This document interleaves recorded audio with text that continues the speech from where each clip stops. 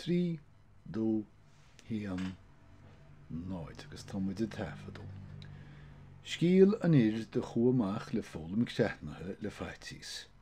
Cuide trí. Mar a dóras rifir seo, thug an rí áardó na trí nithe I ddír fearó go ágáilinn sa gusleán, siad sin ámuid agus tinne, chlár tornadóra mar éon lena scían féin, agus go déirnach taobháin siúnéide. De riniú sin de réir an áardathe, an sin chól lu agus de cháinnig an naoiche de ghlúsin tóglach chun a chusleán. An chéadrod runne sé tinnecho, an chéadrod runne sé tinnecho féin, agus tinne ór, agus de chur sé taobháin siúnéire a bhugus léiche, agus de hí sé chlár an tornadóra. Ach, dúirt sé leis féin, ach, dá bhead an creathú le faitís. Ach, ní cosúildom go ndéanam mé sin in san áit a chéidir leis sin áit in rom é hena. Bhí sin go maith. Go tachan bhean naoiche de bhí sé brath ar an tine chur ó sós agus ag tuairt solas dó féin. Go díirich mar bhí sé ag séad in na tine de chola sé scread as a gúine agus gochanna cráite lena éis. Ach, miau, miau, nach fuair atá muid. Diach sé hímpelir agus dúirt sé leo, Madonna, cibé rud sibh, má tá hí fuair ná bígí screadach, ach tá go gaí go sa tine agus téigí sibh féin. Ní túisce de bhí sin ráite ná léim rá chut mór fián dómh go sa tealach. Do hiadidir síos ceann ar gach taobhde agus go mo solas an norchadas féchaint in a súileh leis an lunneir tine a bhí ionta. Tamil gear na ír sin nuair a bhíadidir gortha dúirt ceannacha. A chóirsa. Céir de bheas dá nimrímis cliffe cártaí. Go cínte ar sesin, ach dosach tá spánagaí I lé bhfuair grúbacham. An sin de hín siad amach a gcuid inganaí. Nuair a déach sé ortha, fóil ar sesin nach fad na hinganaí siad iad seoiribh. Fáin, ní fallár chum iad a dhearadíh. Agus mre ortha ingríim scóirdaíochó de leag sé a taobháníad agus de dhearar sé a grúba díomh. Díoch mé bhuair méirih ar sé agus ar an ábhar sin níl éon spéis agam cártaí immertlih. An sin thug sé buaile marfa róibh agus de chas sé amach I glas a chusleáníad. Nuair a bhí siad san socrthaithe, dill sé ar ais chun na tine ríis. Ach, ní túisce de bhí sé na hí ar aon na tine, agus de híl sé nach rá níos mó bóide le teach trasna ná chóla sé gleo úfásach.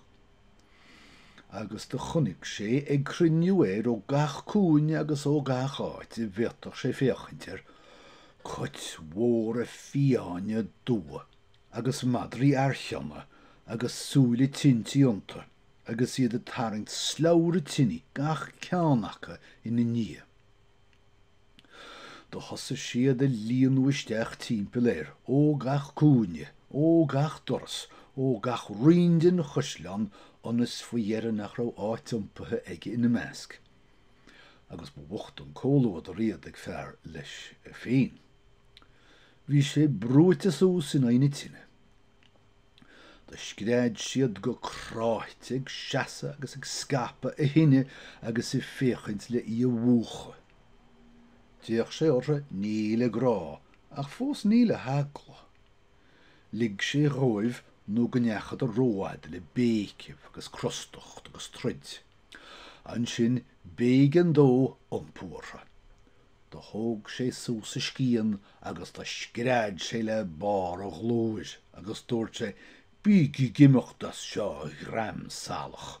Scúbigí lib agus tíí eis céird bu cé as a dang óir agus sin go tappaí.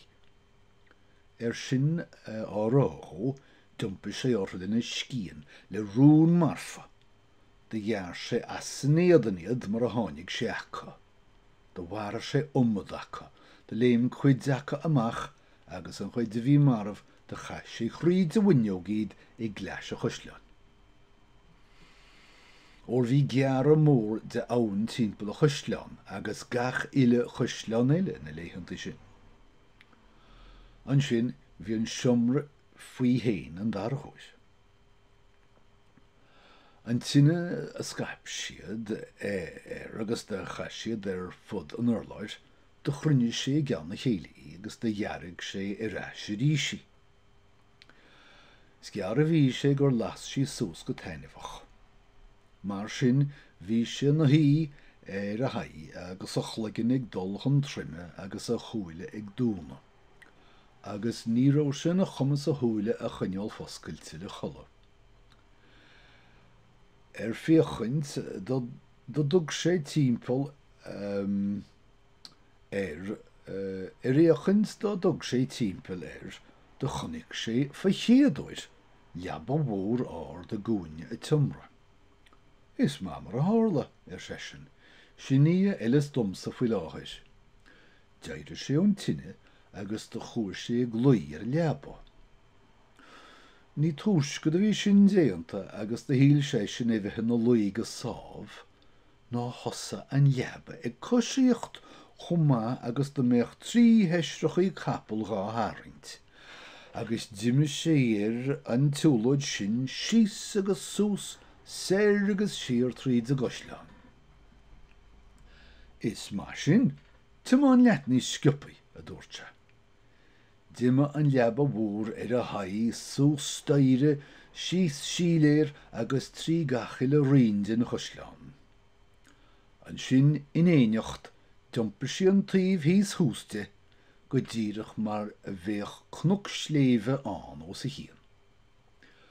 D'oibre sé bhealach amach go cliste le na hairt agus an téadach leabba a chur amach a sa bhealach, onas go dug sé anáil go féin le techt amach. Nuair a fuair sé féin amá, scaoilte ón ngáha a rá sé an, dúirt sé, anis, duine be a bhfuil dúil ar tríal a bhealaí, sin gléas má mar chuochta. Do rinne sé bhealachan sin chumá agus ní cho deachar agus I béidir leis as sin go dtí an siomra a dag sé. Nuair a chonig sé reis, nuair a tháinig sé reis do lí sé síos I raine tine agus do chodal sé go trom ríis nó go éirí an lá. Maidin tháinig an rí chun an chosleán, onas go bhuíoch sé tórisc cé mar a chahan tóglach an éiche, nó an rá sé beú. Réachans den rí isteach trin bhuineog, do chonig sé bhaí sínte an orlór. Do hílan rion sin go rá sé marmh, agus gur waran na taobh sin ó na spiride a bhíochan sa gosleán Dumpa an ríthart go brónach, nach trú an scéala sé, buchail có bre agus có neart bhar leis seo imimecht có donna. Ní túis go bhí sin ráite ná deirir sé na chosa, agus dreagar sé go misnú agus go fearúil. Níl me dhéimethe cho fada sin fós san aineón gur chaasa ihe chrói. An sin dumpa an ríthart, lán de íana agus de lúchaide éiscint na heasa agus bheith beo de bhar na híche. An sin de cheistna sé cé mar a chur sé thart an tám ó hin. Dreagar sé an rí agus dúirt sé de glór ard. Go hanmha, tá chéad ihe caite agus an dá ihe eile atá le techt caithí mé mar an géana iad. Dar liom ní bhéid san chóneamharas sin dom leis an airneán seo. Nuair dáir sí an lámach, dill sé a bhear a thug túrisc dó agus a chur ar an meallach ceart éile feitís agus creathú a chur. sé sin Salvador an tíosta. Nuair a chonig an fearr sin doscail sé a thuúla go mór fearr sin. Da bhí sé tamil sulla déad sé labhairt. Bhí íana chomh mór sin aige an fearr óga eiceil beo inniu. Fá jói. Nis, sé, óla míos cleathú le faitíos. Dragar sé sin go teán. Ní léon wathán, ach bheith bróid mhór orm dá bheartach na daoine a ráilm gur óla míos. Bhí an dara ihe tarringtir. Bhí an ghrian a dul sir. Dil sé eisiar a gosleán ríis. Tá hí sé síos a raine tine agus do chosa sé an sean chrónán dó féin. Grá, dá bhéad tan cteanú le faitíos. Da chais sin na híche gan músim bithe choir. Ach I dacha an bheanaiche da chosa toran mór glia agus cteachú fud a tí. An chiad am ní ró sé róhór, ach de réir mar bhí sé ag dridamin san naiche bhí an gleo agus an nóim ag méadú. Íor sin do bhuiile sé beagán, ach faoihearre do chola sé scread a chard, agus leis sin do tháinig an nós tríide simléir leafir agus de hit sé leataí bhitealaí. An gluid sin tó san tó gánach, cá bhfuil lehéile iad. Go gorid in dhéir sin do bhí screadach, gleo agus toran níos mó ná an chéadúir, agus leis sin do tháinig an nós sa bealach céanna an lehéile dinéir agus de hit sé mar hena. Fói léir sé sin, go gurí mé sósa tinine. Nuair a bhí sin déanta déach sé bhaid, agus an chéadrú do thug sé faoi deara an dáchaid dinéir go deamathe ina chéile. Agus de bhíonn sin na hí in áit a daomháin fearr mór fián láidir. Do ghlachan fearr óg stúic agus deire sé na heas agus dúirt sé le sé bhar chuifiach. Aire súsas sin go tapaí. Ní rite an ceapa sin. Lumsan tíomháin. Níor thug an coigrioch an áirtir. Is mó be bhíon leis a chathú fad de ná féin ágail. Nuair a chonig an fearr óg sin do thug sé gúlathó agus cha sé as in éineocht. Chó luas a bhí sin déanta do hit rá lehéile fir an nús mar hena agus do dhreamíadidir na chéile. Na dhé sin agus fáichéadúir do hit omad riintsannaí mar a hit rihir sin agus do dhreamar siad fad gach éon dá chuid in na chéile. An sin do thosa siad ligi gimmert trí na chéile líróid le rábhléasc agus cnáibh daoine marmh. Clán crochúir. Le bheithir leanúin. Sin an tríú chuid agus tá an ceathrú chuid le techt.